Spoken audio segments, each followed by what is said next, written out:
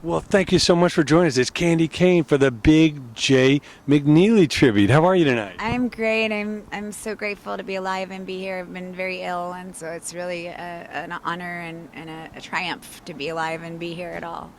Well, I know if you had one bit of energy left, you would be here. And, hopefully music is the great healer and kept you alive. Music is a great healer. I've been fighting pancreatic cancer since 2007, and I've continued to tour all over the world the whole time. And it's been really the crowds, from 100 to 10,000 people that really give me so much love and energy and prayer and white light. It puts you in a unique position to be a musician because you really do get the love and approval of so many people at once that it's really an incredible opportunity. Sure. Well, tell us about when some of the earliest music you remember, when music kind of took over your life and, really it was more than just some background music. Well, I was a little girl and I grew up here in East LA, and my mom had a little 45 player and a stack of 45s in this closet downstairs in my bedroom where she stored things. And so there was a lot of crazy fighting going on in my house. I lived in a very dysfunctional family, but they put the fun in dysfunction. And so it was a fun family too.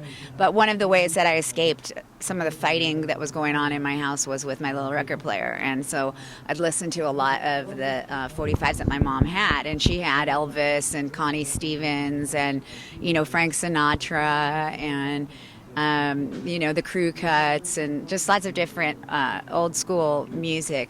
And so it was really an early sort of education in music, and really meant so much to me to be able to escape that way, but to also learn about some of the acts that I was listening to on my little record player. And then I started checking out records at the library. That was how we did it back then. And one of the records that I checked out was a Linda Ronstadt record, and she had done a couple of songs that were written by songwriters like Hank Williams Sr. and Harlan Howard. And so then I started digging into songwriters and listening to songwriters, and that was sort of my first real education about songwriting, and realizing that somebody wrote the songs, that it wasn't always the same person singing them that wrote them. And that was really an interesting discovery, and made me think that I could write my own songs. So I started writing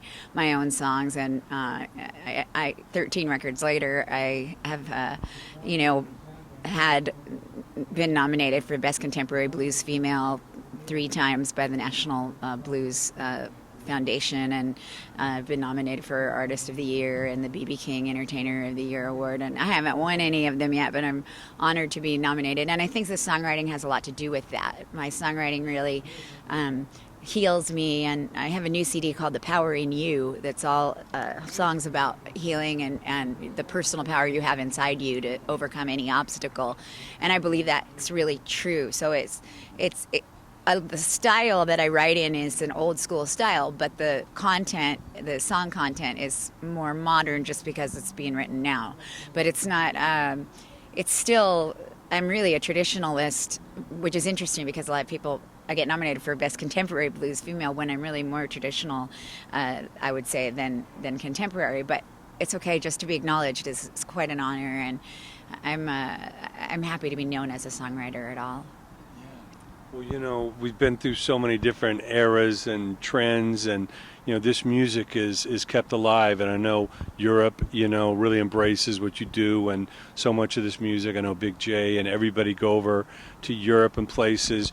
What is it about this great music, that just won't die, that just people really enjoy all over the world? Well, it's interesting that you mentioned Europe, because Europe has a really unique place in American music and the preservation of American music. And you find in Europe that, you'll get 3 generations of families at shows, and it's really an event for them. You go into their little town in France, in Dax, or Sauve, and or their little town in Spain or Holland, and you get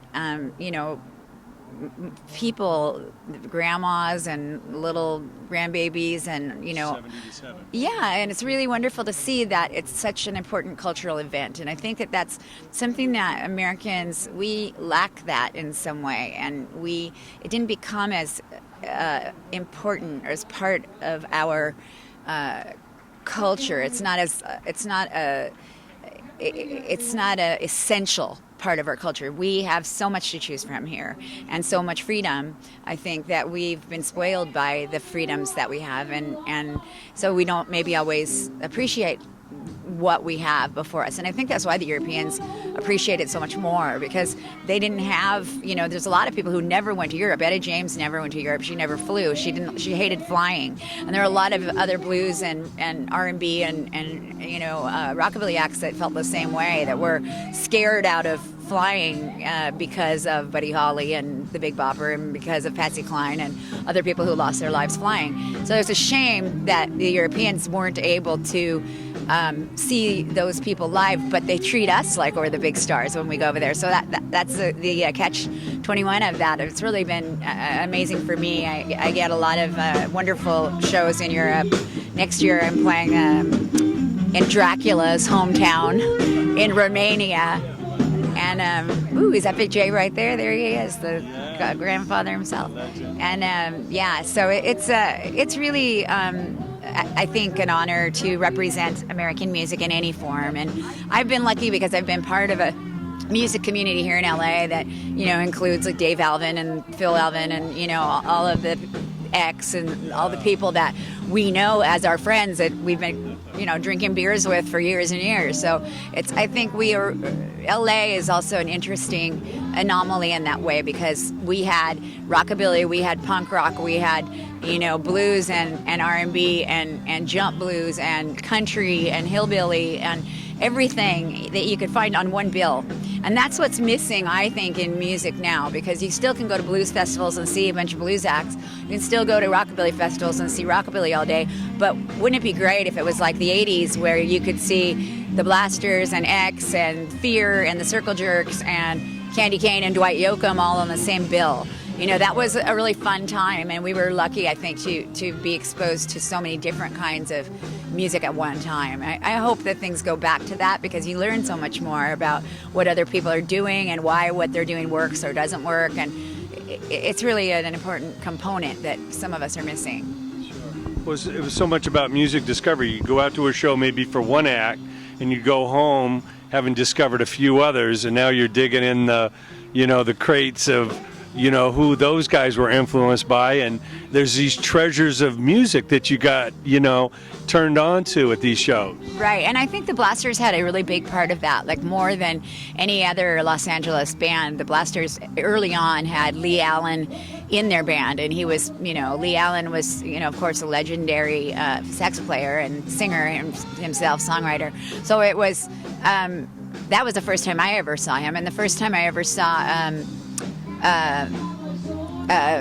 Bo Diddley was guesting with the Blasters, and they really introduced us to a large part of music that we didn't see all the time. And I really think they don't even realize how much they perhaps influenced. Maybe they do, but they really influenced, I think, scores and scores of people before them. After them, who saw the first. Way that they integrated 50s doo-wop and 50s blues with rockabilly and with even punk rock style. They were really, really pioneers in that way.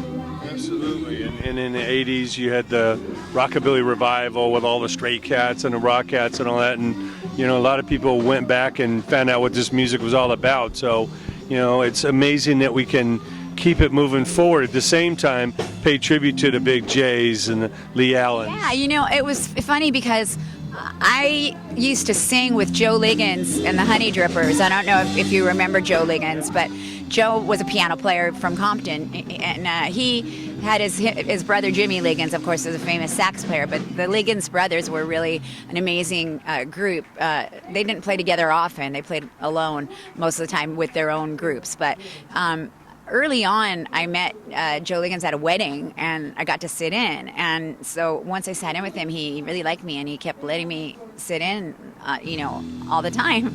So I kept following him around, going to the worst neighborhoods that I'd ever been to by myself. This little white girl going into, Compton or Downey or Linwood, and Inglewood, and singing. But it was such a great experience to learn from Joe Liggins. He didn't know he was teaching me. I don't think he realized that I was studying everything he was doing, but I was, because he was so unique and so great at improvisation, and great at he could play anything that you sang to him. And where else but LA do you get exposed to stuff like that? You're rubbing elbows with these people who are like big stars, and they don't even act like big stars. They're your friends, and it's really wonderful to be part of a town or a scene that lets you feel like part of that community. It seems like so many generations coming together, where the industry wants to put an expiration date on these people. It's the next generation that keeps them alive, and keeps supporting them, and keeps building these hybrids of new music that pays homage to the past and moves it forward. Obviously the industry's changed so much over the years, and most of this even bypasses that. But what advice do you give to the young singer, the young artist today, the young band that really wants to do this? They want to make music their living, but obviously it's a whole different world out there.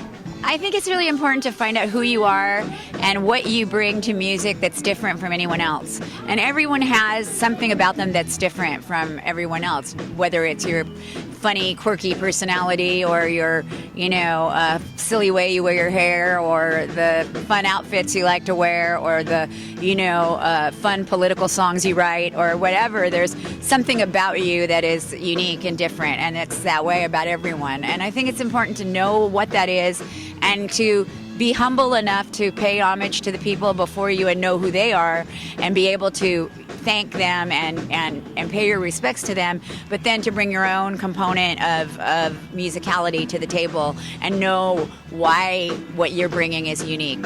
It's because it's really easy to be an imitator, but it's really hard to find how you fit into a scene when there's a lot of other people doing the same thing, or a lot of other people trying to be in the same line, to get on the ride.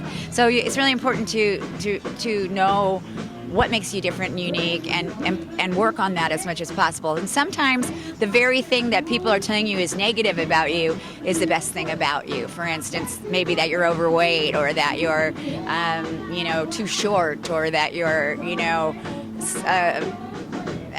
someone who's, disabled. I mean, there's ways that you can make what might be a negative in a different field something really positive and unique. And music gives us a unique opportunity to do that.